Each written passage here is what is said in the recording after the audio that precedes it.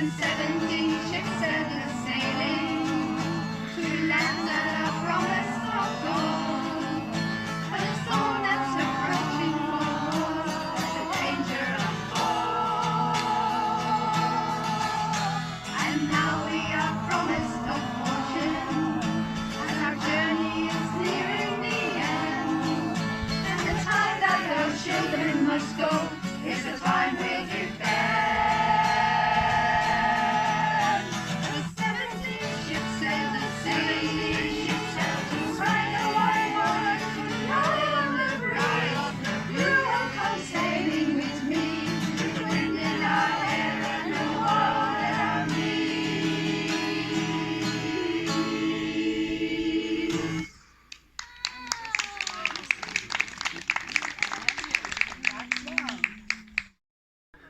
Hello, I'm Lisa Costello. I'm from Nimbin Environment Centre, and we're out here for the Nature Conservation Council Picnic for Nature here at the Nullingar Nursery.